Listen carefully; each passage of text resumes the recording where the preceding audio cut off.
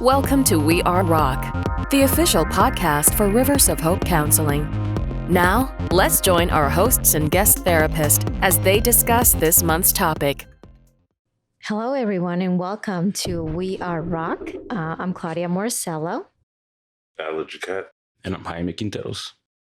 And today we are in the month of September, and it's National Suicide Prevention Awareness Month. And to talk about this very, very important topic, we have Dee Johnson. She's a licensed resident counseling who will give us a lot of very insightful and important information about what things to be aware of and everything that involves this important month here in the U.S. So welcome, Dee. Thank you. It's good to be here. Yes, thank you. I'm glad you made it. I know you come all the way from Maryland, so it was a long commute for you. Yes, traffic was much more than what I thought it would be. Yeah, so we're so happy that you were able to join us today. And just to, I was reading a lot on this month and the importance of making people aware of, how serious this is. I went to the CDC website and just grabbed some numbers that were very alarming. So suicide is a leading cause of death here in the U.S. And it's about one death every 11 minutes. Isn't that alarming? Yeah, it is. It's actually the second leading cause of death between individuals the age of 15 to 24.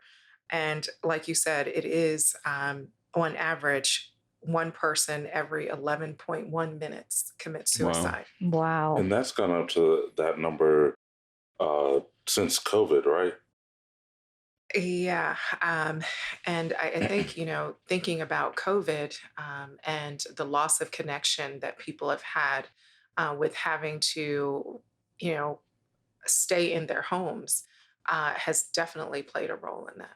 Yeah, because I do have a lot of teenage employees, and a lot of them are going through like social anxiety, at least like beforehand, because without work, they had no other outlet. They were doing school at home during COVID and all that. So to try to interact, it was just their family. And honestly, like, you don't always want to like be around your family. Like you love them, but at the same time, it's like being around them all the time, they might get annoying. You need some other type of outlet, like some other friends that kind of think just like you.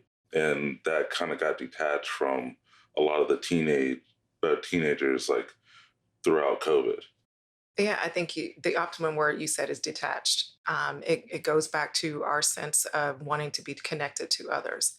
And having that loss for a significant amount of time through the pandemic of having to shelter in place, being at home alone, with your family for teenagers, or even just those individuals that are home alone, disconnected from the world.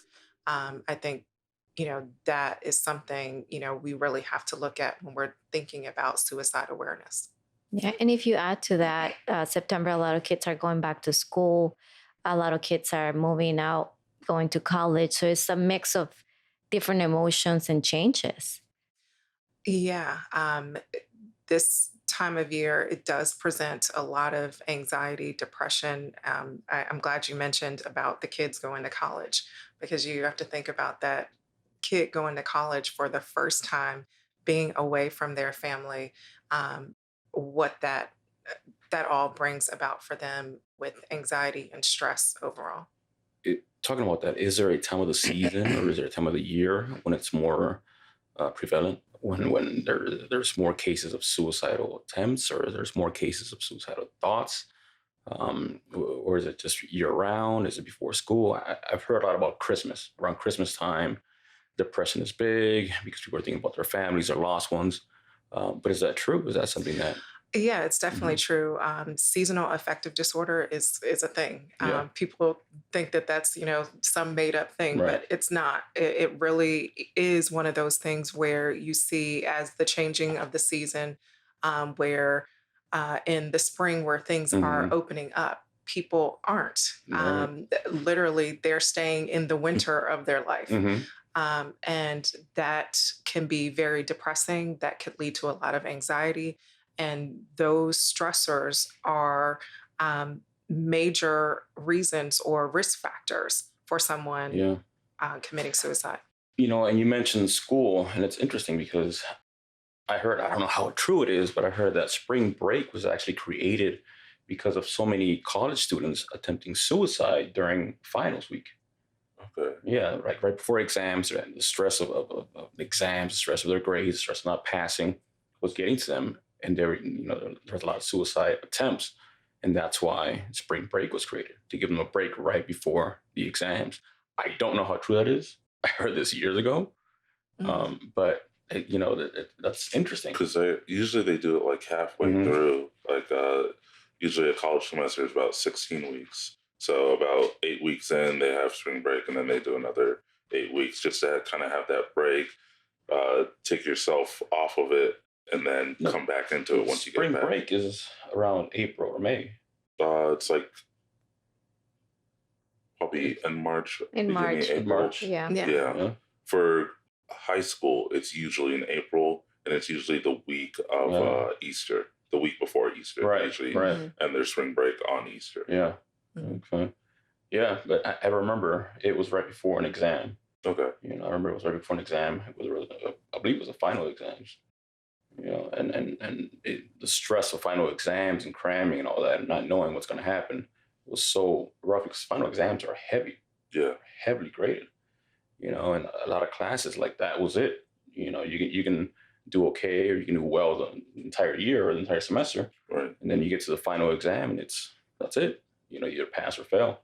And that pressure, that stress was so heavy that they created spring break. Once again, I don't know how true that is, but that was, that was the idea behind spring break from what I heard.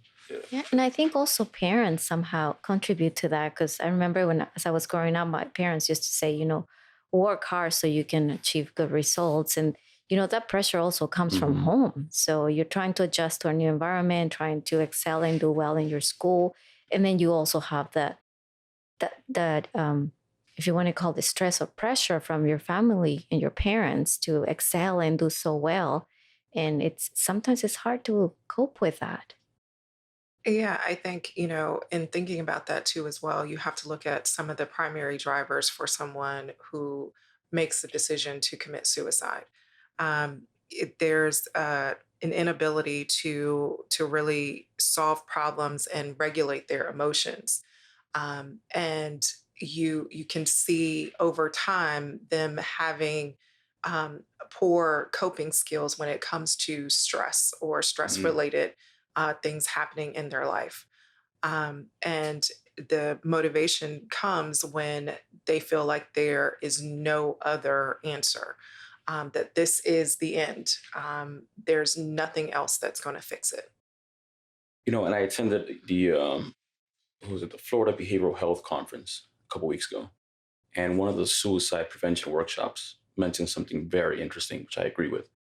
Aside from all these stats they brought up, they mentioned that the word suicide itself should be removed from the conversation. And instead of suicide, we should start considering using words like they attempted to end their life. They attempted to, end it, or they attempted to take their life. They attempted to harm themselves with an end of taking their life. Because the word suicide itself has so many negative connotations, has such a dark cloud over it, that people are just afraid to even mention it. Even if they're feeling that way, they don't want to mention suicide. Mm-hmm. So that word itself prevents them from even talking about it. And if you think about it, it's so interesting. The word itself, suicide, is so negative that it prevents people who are feeling suicidal to even bring it up. Because as soon as they mention it, they're considered, oh, they're crazy. Oh, they're going to end their life. Oh, so many negative things come up when you mention suicide that they just don't want to mention. Yeah, now that you mentioned something, I do remember watching like a bunch of TV shows, and they never say the word specifically suicide. They're like, oh yeah, he took his own life. Right. He did this, that, and the other. It's like they definitely do try to veer away from that word because of the negative connotations. Yeah. And there's a movement. There's so many people, there's so many therapists and doctors trying to get rid of that word suicide because of all the negative thoughts that come up when you mention it. Right. So they're thinking if we change it to end your life or cease to exist or something different that means the same, but doesn't have such a negative connotation around it or such a negative cloud around it, that people will be more inclined to speak about it. I feel like I want to harm myself to just end it. Sounds a whole lot different than suicide. It means the same thing, but you're more inclined to talk about it, and someone else is more inclined to listen because they don't, they haven't mentioned that word suicide. Yeah, it doesn't start off as like immediately like a negative approach. It's a heavy word. Yeah. Suicide is a heavy word. You say suicide, it's like, oh. Yeah, it definitely is. Person mentions suicide, even for a therapist, a counselor, a social worker, having that client that comes to you and says that they want to commit suicide, that's heavy. And it can be distressing to even the therapist to talk about those things. I can, just from my own personal, can remember years ago, I got my start in human services working for a sexual assault organization in Fredericksburg. And I was on the hotline, the crisis hotline. Yeah. And well, back in those years, they allowed you, all you needed was a phone to be able to do the hotline. And my very first call was a woman stating that she wanted to commit suicide. Wow. The very first call. Very first call. Wow. So imagine me as an 18-year-old on the phone in that situation. We were able to contract for safety. And, she even said, no, I don't have a means by which to do it. I don't have a plan. And so the risk was lower as to, needing to call like 911 to go to her house. And I was able days later to actually speak to her, and she thanked me for the call. Of course, I never told her how scared I was, but she did. She thanked me for the call. So what does a regular person do? You are equipped to handle this type of crisis and situations. You have extensive training. So if I have a friend who's undergoing depression and right at the edge, what do I say to that friend? That's a great question. I think really listening and paying attention to your friend or your family member who's going through depression or an anxiety, looking for those risk factors of, are they changing their behavior? Has there been a change in their behavior? Are they talking about wanting to die, or life would be better if I wasn't here? Are they saying those types of things? Are they telling people goodbye? Are they giving away things that are precious to them? Wow. Somebody's giving away things that they've had for years, and you're wondering, like, why is this person doing that? Starting to question and pay attention to those things. And even, friends or family members that are going through depression or anxiety, while on face value, being depressed doesn't mean that the person is going to be suicidal, or being anxious does not necessarily lead to being suicidal. But checking in with people and just making sure, are you okay? And being that listening ear to them. And when they are at risk, and you do have that family member who's saying these things or acting in that way, being that person that helps them to go get help, or ask them, can I get you help? What is it that you need? Because sometimes that's it. They just need that connection for somebody to see them, to hear them, to understand. As a therapist, when you're speaking with someone and you ask them, are you feeling suicidal? And there's other questions that go with that, right? Are you feeling suicidal? Are you having thoughts? Do you have a plan? Because there's differences between just feeling suicidal and actually having a plan, right? But how do you know they're being honest with you? How do you know that, they're saying, yeah, I just feel suicidal, but I don't have a plan, but they actually do have a plan?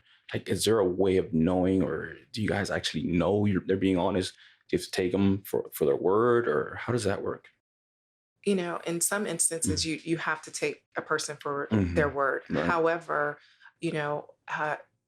especially if you've had connection, you've built a rapport with that individual, you're going to ask more probing questions. Right. You're going to ask some other questions to get to what it is that you're trying to find out. Understanding, do they have a plan? Do they have means? What Right. is the lethality of that, the means in which they want to do that? Also, you're going to look at their social support system, the relationships that they have. What are some other risk factors that might be of concern for them? What is this person's coping mechanism, coping strategies that they've used previously in the past? Right. Has it worked? You're going to look at their ability to regulate their own emotions. Is that something that's a problem? You're going to ask about health, other health issues, because there could be physical health things that are a risk factor. Yeah.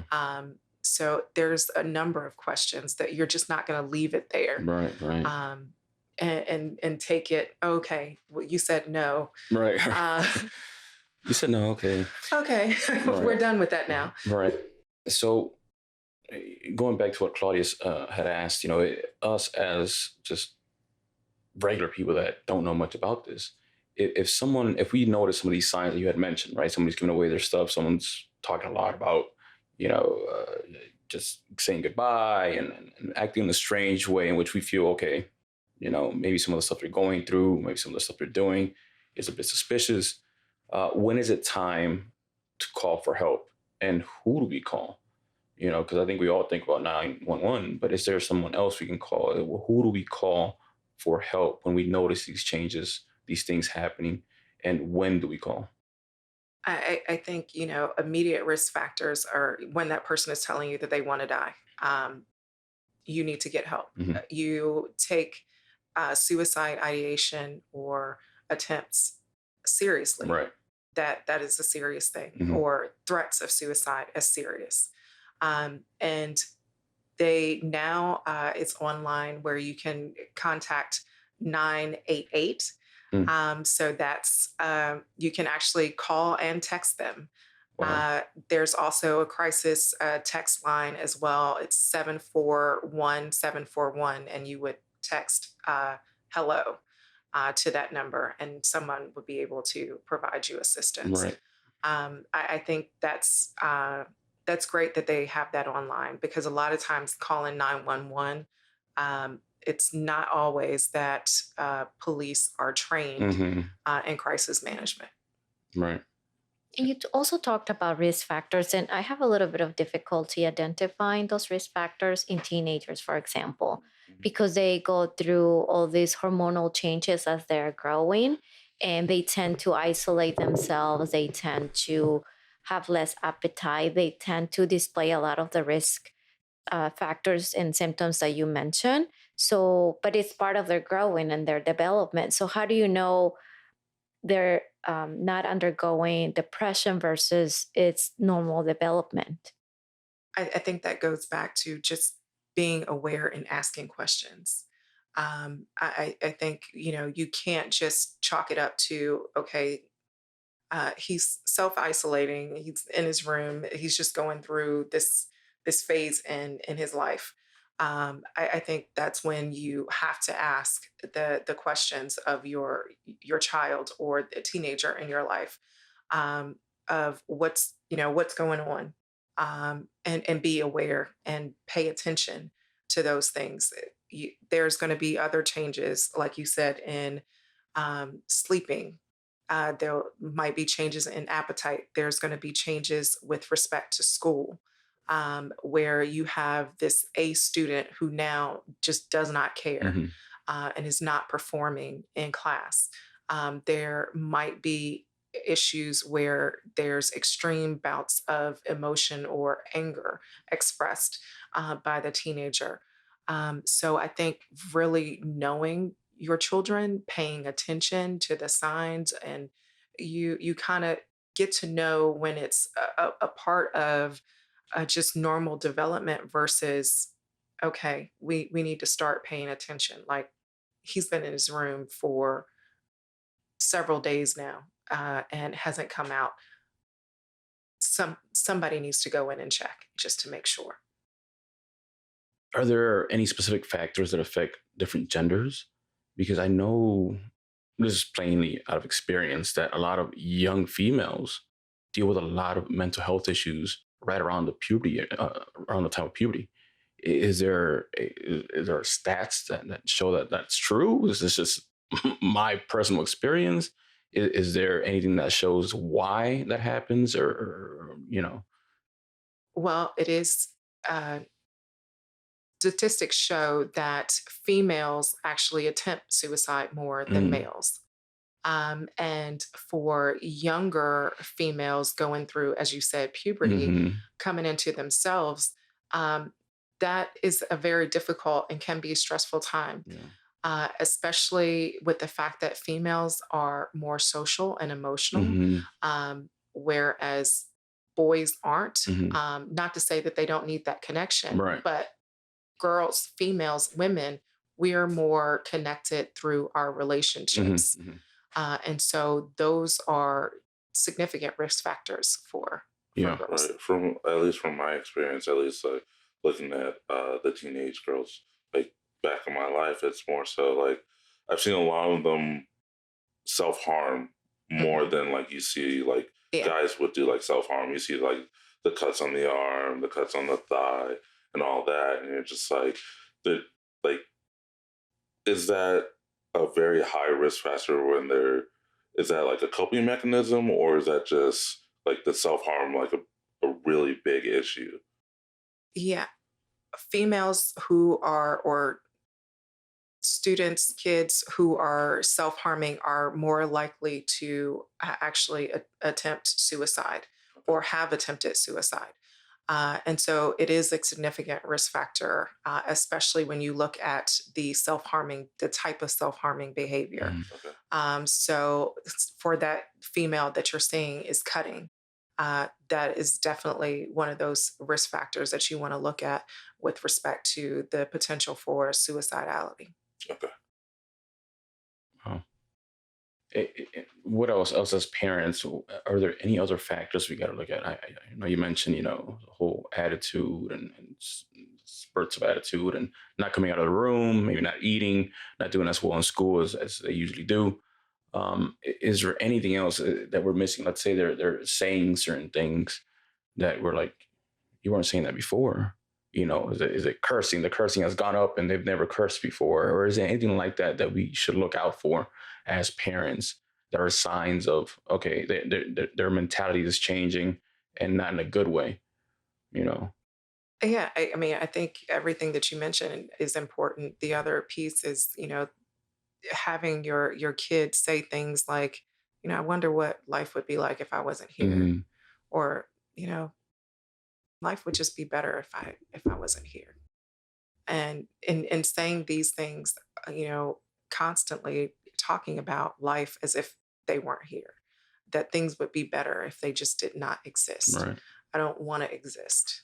Um, and I think those are definite risk factors that if you're hearing your children speak in that way, that you have to start to question more of the underlying concerns that are their risk factors Hmm. for suicidality. I'm going. As I said, I understand sometimes it's hard to like help someone that doesn't want to be Hmm. helped. Like, how do you help someone in a situation where it's like, "Oh, I'm fine. Oh, I'm fine." Like, just give me my space when you've already given them their space, but you see these risk factors that could lead to something else. I think in situations like that, you try to have that supportive person that they feel is safe, to try to talk to them.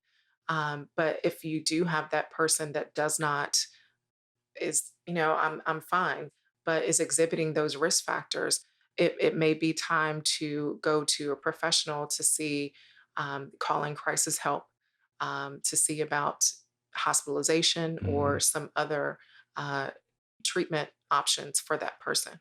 Okay. Could you can go ahead if you want. I'm going. Okay. Could hospitalization like lead to them feeling more anxiety, more depression? Because now, before they at least had their family somewhat within like the household, now they're hospitalized and they're taken away from the family. Now they're around a bunch of people they can't really like initially connect with because they're all having like this social anxiety. They kind of all want to be by themselves, but they're all going through the same thing at the same time. Like, I wouldn't say like, does hospitalization like help them, or I don't know how to word this. Like, how does it help even bring them into that like type of environment? I think it really depends. Studies have shown that CBT, DBT are good interventions when it comes to someone who is thinking about suicide. Um, Hospitalizations are good in helping to have that psychiatric help, to get medications that might help with some of the symptoms that are leading to risk factors for suicide. And so that's what the hospitalization can be a benefit for, to help really stabilize that person's mood, and some of the anxiety, the depression that's leading to the suicidal thoughts. And I'm sorry, you mentioned CBT and something else. But for those that may not know, Sorry. For those here that may not know, Cognitive, of course I know what that means. Cognitive behavioral therapy and dialectical behavioral therapy have been seen to be really good at providing good intervention for those that are having suicidal thoughts or suicidal ideation. And with anxiety as well, I was reading an article about a police officer who did not get any sleep for 5 days because he had severe PTSD. Wow. And could not sleep for 5 days in a row. So they had to hospitalize him. And he said, for the first time, I slept 10 hours. Wow. So it really helped them to they had to take him out of his environment so he can actually get some sleep and get stable. So I've also seen a lot of articles like that where it does really help individuals I was going to say, we are creatures of habit. Taking them into the hospitalization and then putting them back out, would we end up like kind of going back into the same habit again if you already had like those suicidal thoughts or self-harm? That's why it's very important when even when the person is discharged from the hospital, to continue with some sort of therapy or treatment. They found that cognitive behavioral therapy coupled with intensive case management is very helpful, because then you have somebody who has continuous support, and there's wraparound services around that individual through this, the process of, crisis intervention, going through the hospital stabilization, and then continued treatment, so that they can work on the depression, anxiety, and those symptoms that they are having. Okay. I did have another question. So, and I don't know if it's even related, but, you hear people all the time say, I feel numb. Like I've just gone numb. Does that go hand in hand with suicidal thoughts? Is it something just completely different? Or is it you've gone beyond, your feelings of suicide and now you just feel numb? Like, are they even related to each other? Yeah, I would say that it is definitely can be related, for someone to have that that feeling of just numb. I don't feel anything anymore. And coming to that place of, deciding that they want to commit suicide because they have this intense feeling of nothingness. And so that's, another risk factor definitely to pay attention to. Yeah. So aside from suicidal thoughts, when do people experience homicidal thoughts? When I would say they exhibit or have those homicidal thoughts when there is that intense trauma history of things, just very intense, extensive, just history of trauma and bad things happening, and people doing things, feeling like people are doing things to them, and really wanting to get out of that headspace, or respond in a way that to make it stop. Right. I have to make these things stop happening to me, and in order to do that, I have to harm this person. And when we think about depression, many times we think about suicidal thoughts as well. Is there a correlation between the time that you start to feel depressed, let's say clinically depressed, and the time you actually start having suicidal thoughts? Or is it depending on the person, the situation? Or have there been any studies showing that, okay, usually between, you start feeling depression around this time, a few days later, weeks later, months later, whatever it may be, you start feeling suicidal thoughts? What's the distinction between being depressed and being suicidal? Being severely depressed and having suicidal thoughts. Yeah, I think, I don't know that there's necessarily a timeline where you can say, okay, this person has been depressed for 30 days. Mm-hmm. And so there is the suicidal ideation that comes along with it. I think that, when you think about the suicide ideation and suicide threats, suicide attempts, with someone who is depressed, it does become an increased risk factor. Mm-hmm. Does that necessarily mean that because I'm depressed, I'm also suicidal? No. Right. And also mental illnesses. I've heard a lot of people that are bipolar and schizophrenic that have also attempted to kill themselves because they're hearing voices and it's ongoing. It doesn't stop. Treatment sometimes doesn't work. So that's also very well connected to suicide, mental illness. And I think what's missing in our community, and I share this because I do work very intensively with community members in my line of work, is to normalize this type of conversations. Right. When you mentioned someone being bipolar, someone being schizophrenic, people sometimes don't even know what that is. And you talk about suicide, those are things people don't talk about. And I think we need to normalize these conversations like we're doing right now, so people feel more comfortable coming forward when they're having those suicidal thoughts.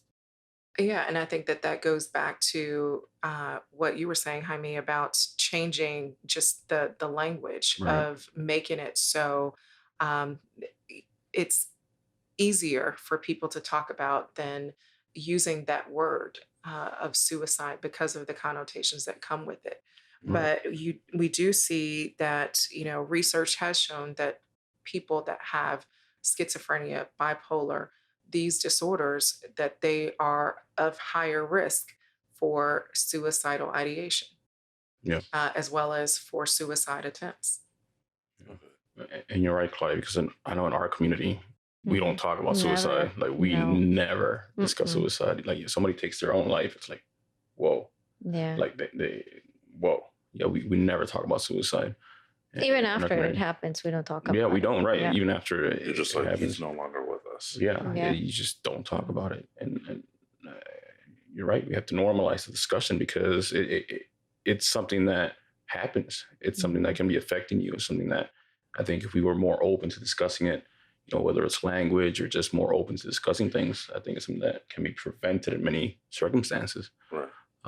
But it is definitely something that in our communities we have to be able to discuss and open up about and feel more comfortable discussing, because it's not an illness. It's something that, or I might be wrong, but it's not I don't feel like it's an illness. It's not, I don't feel like you're saying anything wrong by saying I'm having suicidal thoughts. I feel more than anything, you're opening up, if you say I'm having suicidal thoughts, there's nothing, you're not wrong for that. You're right for opening up and talking about it. And it's just, anyone who's having suicidal thoughts is just, you have that feeling that it's wrong. Me feeling this way is wrong. I shouldn't feel this way. And I don't want to discuss it because I shouldn't feel this way. But it's not that. There's something else affecting you. You're feeling that way because of something. You're feeling that way because something is affecting you. And until you talk about it, it's not, you're not going to get the help you need. Right. Yeah, you're repressing all those emotions and everything, and it just gets worse and worse because us as society are not helping it by creating stigmas and making it something weird when anybody comes out with this which brings up the question is like, what are I know everyone's kind of different as far as like the reasons like why they committed suicide, but what are the normal like traumatic events that end up normally leading to like someone trying to take their own lives that you've experienced throughout the years? Some of the most common, right? Yeah. Well, from my experience, I've worked with a lot of domestic violence and sexual assault victims who, present, risk factors for suicide based on the trauma that they've been through. Someone who has experienced PTSD, military, who've gone to war, those tend to be risk factors of those individuals that you see with a high suicide rate. And just even certain jobs, police officers, doctors, have a higher suicide rate than other professions. I think, just going back to what everybody else was saying, we have to give it a language, people a language to be able to express themselves. Right. Because, when they say those words, I want to commit suicide or I'm having suicidal thoughts, it is such a stigma attached to that. So people don't want to say that. Or,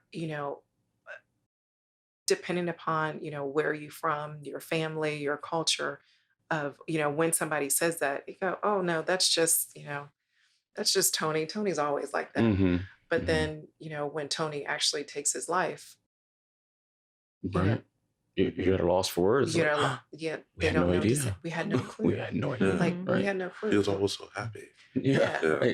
Right. And, that was just how he was. And I think that's one of the things too. Like someone who has suicidal thoughts, they can be happy. Like I think we have that vision in our minds that someone who has suicidal thoughts is just always moping around, always sad.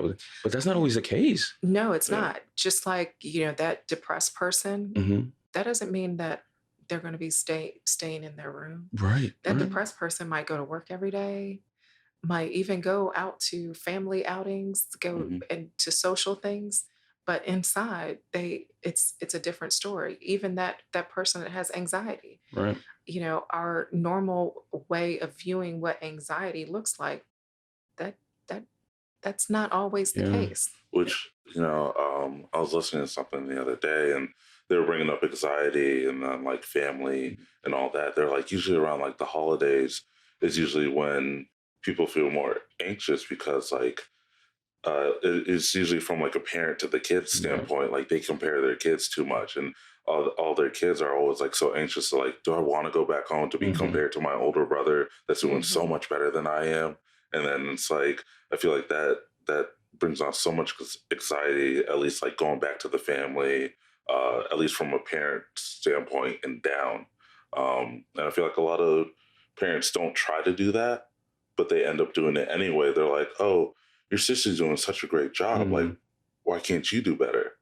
And I feel like that does lead to a lot of like trauma, but they want to be there with their family. They're trying to enjoy it, but then they're getting like that background noise of like, oh man, I'm not doing good enough to compare to I'm my. not good enough. Ongoing pressure. Yeah, that's the truth. They feel like they're not good enough, and you're right. Having that comparison to. Well, your sister, look at all these things that she's done. What if they feel like they don't stack up in comparison to those things, that they don't have something to then say, oh, well, she got this. Well, hey, look at me. I did this. Right.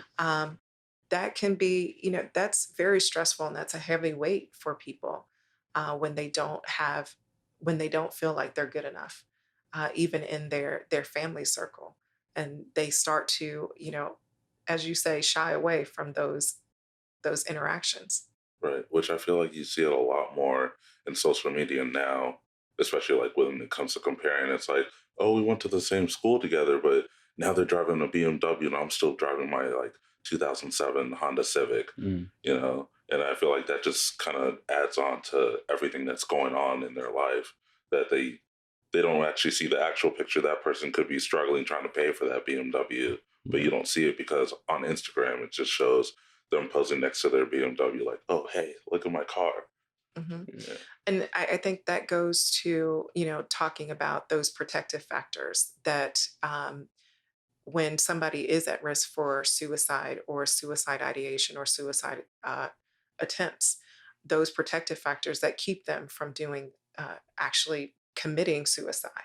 Um, and a lot of times it is the family, those things that hold you here, looking at being able to cope, having things that you're looking to hold on to.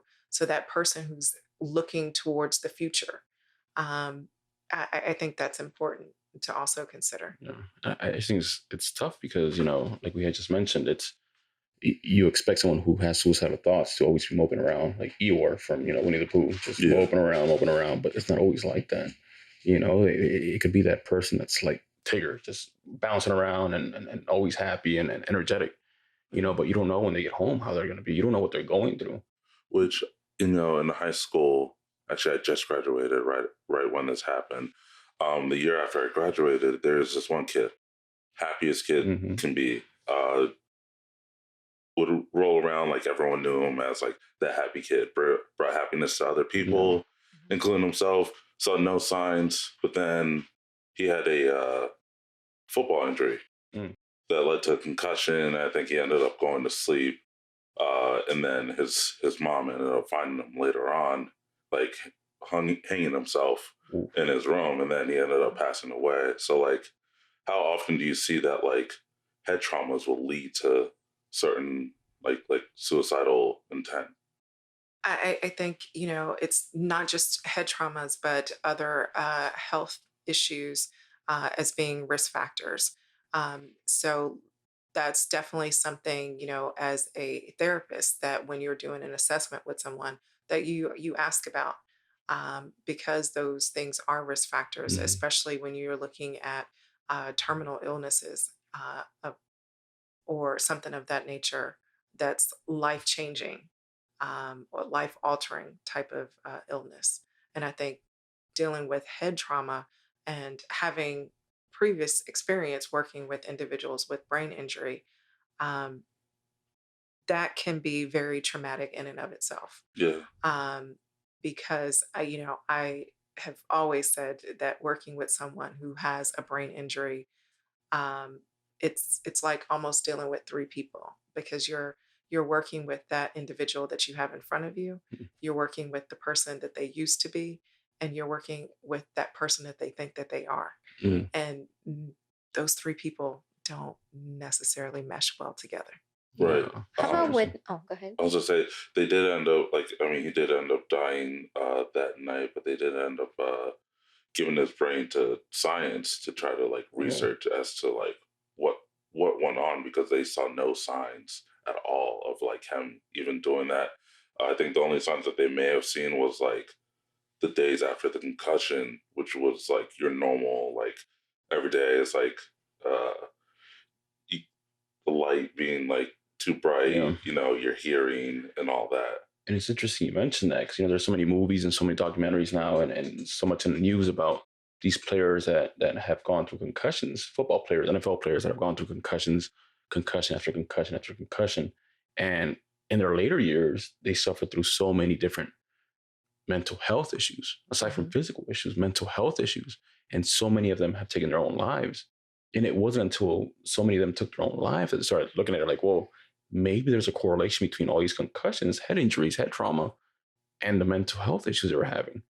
Yeah, that's why they started changing the rules of the NFL of like spearing with your head and all that. Yeah, the helmet to helmet, and start looking at all this helmet technology and making a big deal about these concussions and the protection they're using. But yeah, it's interesting that all these head traumas, all these head injuries could lead to mental health issues later on in their years. Yeah, because you don't necessarily think about the underlying things that happen when you have a concussion, the other things that come along with that.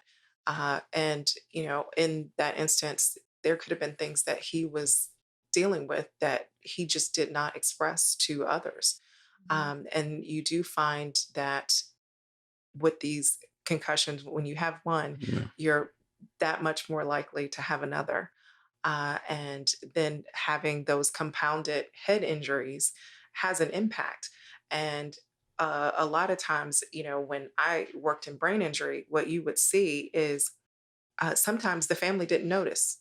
Mhm. I had a particular client to call in regards to his aunt, and she had had a head injury back when she was younger. However, lived her life, married, had children. Nobody ever noticed. Mm. But now you have this 70-year-old woman who is now exhibiting behaviors that are abnormal Wow. to her family. Right. Um, this meek mild woman is now cursing. She's being abusive to people around her. Wow. And so it was a big change and shift for the family, and they Mhm. didn't understand what was happening, but nobody attributed it back to the head injury Mhm. that she had had when she was younger. Wow. Okay. It was just that the cognitive deficits, she probably found some way of coping Mhm. through the years. However, as she got older and aged, she just didn't have those same coping mechanisms that she did as a younger woman. Okay. Wow. How about witnessing when you witness someone close to you that has committed suicide? Like there was in the news not long ago, a Latino actor who killed himself, and in that report, it came out that also his father committed suicide Mhm. in the same way he died. So, it just made me think sometimes when you witness, you're so affected that when you go through those episodes of depression or sadness, that's like your first answer because you already went through it or saw someone going through that. Yeah, and it becomes the answer. It becomes the solution to the problem, Mhm. um, in which that person is going through so much, and the only solution or the solution that was made to be acceptable is suicide. This is the only answer. Right. Which I actually do know someone that has gone through that. My friend and then his little brother, they saw his dad uh, take his life, and then it was like 7, 8 years later where his little brother just could not take it anymore. He was on whatever Mhm. medication that he was on. He went to the hospital, everything that they could do, to the point that he ended up was just like, all right, I'm done. Mhm. And it was, I think, like last year when he ended up passing away. Wow. Yeah. And it was something that he saw, and it stayed with him, and unable to shake that image of seeing that, and even through treatment, that still was the solution to. He didn't see outside of anything else the that there could be a different solution, that there Right. could be a different answer to that. Mhm. Just weight so heavy on them. Yeah. That's sad. And you see that a lot too with what happened with the school shootings. You hear about it all the time where parents take their lives.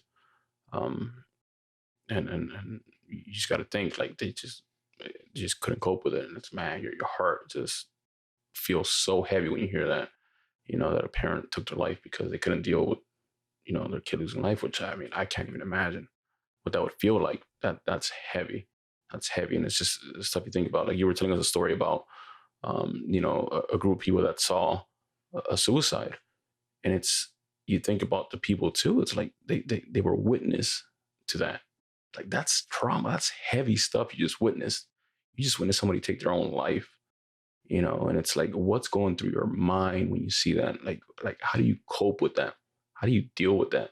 Especially if you're not used to seeing anything like that, which I mean, unless you work in a hospital or you're an EMT or anything like that. Yeah, you at least you trained yourself and you have some sort of training to see that. But as a regular person, when you see somebody take their own life, even if you don't know them, that has to weigh heavy on you.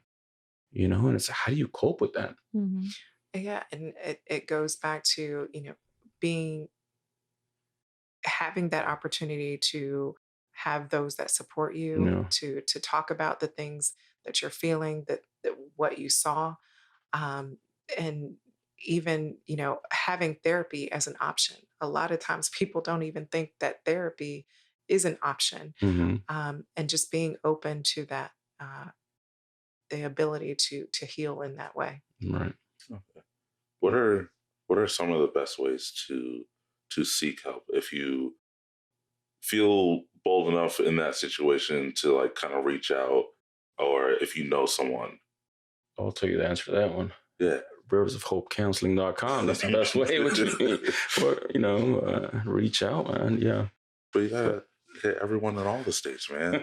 You got to drop the name in there, the website, the number. But, Yeah, I would say that, the best way to reach out, if you don't know how to reach out, who to call, always the suicide hotline, dial 988, and they will be able to assist you and kind of point you in the right way. And of course, as Jaime said, Rivers of Hope Counseling. that's right. That's where you need to come. That's right. Gonna Um, flash it on the screen or here a few times. Yeah. Right here. Just call this number. Yeah. Yes, and we do have a few minutes left, so I would like to do a brief summary of what we talked about, just so that people understand if they or someone close to them, one of their loved ones, is in a dark place and they need help, what to do. So we talked about asking questions, right? Don't normalize behaviors Right. with teenagers or adults. If they're in the room, as you mentioned, for 5 days, that is not normal. So ask questions. We talked about regulating emotions, finding that safe space, whether it's rehab, maybe going to a hospital where somebody can finally have an 8-hour sleep, or Mhm. maybe finding a space like a podcast with your friends where you can have those conversations Mhm. and be honest about your emotions. We also talked about hope counseling, so seek help. So if you are in the dark place, you need to seek out help. There is the suicide hotline, 988. And also, you mentioned the texting option, 741-741, and text the word hello if you need someone to talk to. Anything else you would like to add, Dee? I think just being mindful and paying attention to those around you, um, looking at those behaviors that are abnormal, Mhm. of someone behaving in a way that's been different than their norm, um, looking at, substance use, looking at just their overall language and the things that they're saying. Right. Someone telling you that, I think the world would be better without me in it. Take those things seriously. Suicide ideation, suicide threats, whether it you feel like, oh well, they didn't mean it. Mhm. Take it serious. Yeah. Let's not ignore the red flags. And Yeah. Right. And then one thing that I have learned, you don't know what everyone's going through, No. even if you know Right. this person or not. But like, if you see someone on the street, be kind enough to say hi, be kind enough to be like, oh, hey, how are you doing? This, that, and the other. Mhm. Because I've come across so many situations where people are like, your smile brightened my day. Like, thank you so Yeah. much. Thanks for being so kind. Like, I see you all the time. You're always looking happy. It brings joy to my life. So I always like to pass that on to other people. Like, hey, you don't know what other people are going through. Even if you don't know them, ask them how their day's going if you had time. And you may figure something out. You may have like kept them out of these suicidal thoughts because they're like, somebody cares. Yeah, definitely. Yeah, that's true. And it's funny you say that, because I was watching a video on Facebook. It was a guy doing a social experiment where he was going through drive-throughs and just trying to get the person to kind of, to talk to him Mhm. while he was sitting there waiting for his food. And he went to, I believe it was a Starbucks. And the young man that was there, very mannerable. And he said, he asked him, what did he want in life? And he said he was, trying to save to get a car. So he came back through the drive-through later on, and he had asked previously, like, how much did the kid need in order to get a car? He said $1,000 or something. And so he came back through and he gave it to him. Wow. Mm. And it was a young kid at the drive-through, and he just broke down in tears. And he told the guy, he said, "You have no idea that I wanted to commit suicide Wow. this morning. I thought about it, Wow. about committing suicide today. And just this act of kindness, you know, let me know that there's hope." Yeah. Yeah. Yeah. Yeah, there is hope and there are resources as well. Yeah. So thank you, Dee, for joining Yes, us thank you, Dee. today. Thank you, Thank Jaime. you. Thank you, Adler. This was a great conversation. And those of you listening, if you could please share this podcast with someone who may need this information, you may be saving someone's life. Thank you once again, and we'll see you at our next episode here at We Are Rock. Thank you for listening to We Are Rock, the official podcast for Rivers of Hope Counseling. Visit us online at riversofhopecounseling.com or call us at 855-326-HOPE to schedule your session. Follow us on social media and remember to share this podcast with your friends and family. And tune in next month. Rivers of Hope Counseling for a better tomorrow.